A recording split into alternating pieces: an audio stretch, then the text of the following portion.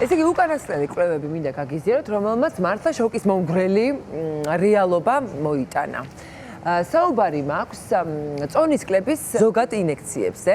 ძალიან ბევრი ექიმი დღევანდელ რეალობაში რეკომენდაციას უწევს ასეთი ტიპის ინექციებს წონაში კლებისთვის. თუმცა, სწორედ ამ ინექციებს უკავშირდება ძალიან მოულოდნელი შედეგი, რომელიც არის ძუძუს კიბოს რისკის შემცირება 30%-ით. მოკლედ ჩატარდა კონფერენცია, სადაც იყო ეს შედეგები განხილული და დაკვირვება იყო წარმოებული, რომელმაც ხატყო, რომ ძალიან ბევრ პაციენტში, რომლებიც მიმართავდნენ ასეთ ტიპის ინექციებს, ძუძუს კიბოს რისკის შემთხვევები იყო ძალიან შემცირებული. ეს ძალიან სასიამოვნო მოსასმენია, ტიკა. ძუძუს კიბო მსოფლიოში ერთ-ერთი ყველაზე გავრცელებული კიბოს ტიპია. მეცნიერების პირველი გუნდის კვლევის თანახმად შედარებული იყო ორი ჯგუფი. სულ კვლევაში 110,000 ქალი ღებულობდა მონაწილეობას. ერთი ჯგუფი იყო ის, ვინც რეგულარულად იკეთებდა წონის კლების ინექციებს, ხოლო მეორე ჯგუფში შედიოდნენ ის ქალბატონები, რომლებიც საერთოდ არ იკეთებდნენ არანაირ წონის კლების ინექციებს. მათი ასაკი საშუალოდ 45-დან 80 წლამდე მერყეობდა. მეცნიერების გუნდმა სწორედ ამ 110,000 ქალზე დაკვირვებით დადო ეს შედეგი, რაზეც შენ საუბრობდი თიკა დასაწყისში. ასევე ჩატარდა მეორე კვლევა და მეორე კვლევის მიხედვით იმ ქალებს, რომლებიც გადიოდნენ ძუძუს კიბოს თერაპიას და ამავდროულად იღებდნენ წონის კლების მედიკამენტს, კიბოთი გარდაცვალების რისკი 30%-ით ნაკლები ჰქონდათ. ეს კვლევა იტალიელმა მეცნიერებმა ჩაატარეს და 27,000 ქალბატონის მონაცემები გააანალიზეს.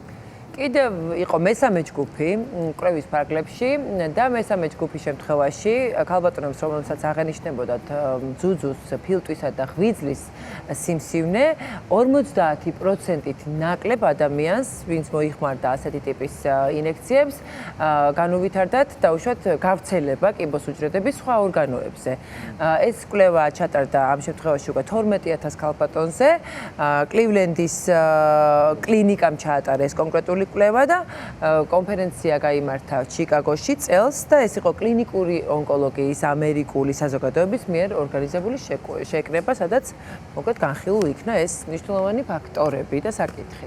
GLP-1 არის მედიკამენტების კლასი, რომელიც მოქმედებს როგორც ბუნებრივი ჰორმონი, რაც ჩვენ გვაქვს ენდოგენურად წარმოქმნის საკვების მიღების შემდეგ. ეს მედიკამენტი, რომელიც ეგზოგენურად, ანუ მედიკამენტის სახით არის მიღებული, აკონტროლებს ჩვენს სისხლში შაქრის დონეს და შაქართან ერთად ჩვენს მადას, რომელსაც დრგუნავს. პირველად მსგავსი ტიპის მედიკამენტები გამოიყენებოდა მხოლოდ ტიპი 2 შაქრიანი დიაბეტის სამკურნალოდ, ხოლო მოგვიანებით დაიხვეწა ასე ვთქვათ ფორმულა მედიკამენტის და მსგავსი ჯგუფის პრეპარატებს უკვე სახეშეცვლს წონის კლების მედიკამენტად ასე ვთქვათ გამოიყენებდნენ. რა თქმა უნდა, ოღონდ ექიმები ნიშნავდნენ სპეციალურად შერჩეული დოზირებით პაციენტებისათვის.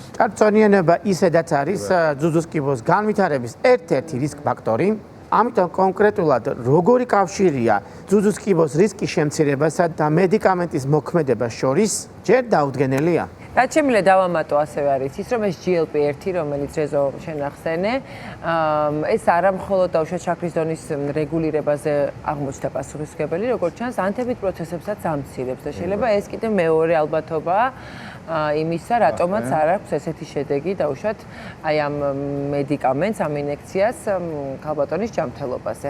ასე რომ ესეთი საინტერესო ამბავია ახლა, რომელიც ნელ-ნელა დაკვირვების პროცესშია. იმასაც ვიტყვი, რომ ზოგი მეცნიერი ლევან ფიქრობს, რომ წონის კლება თავისთავად ამცირებს ანთებით პროცესს.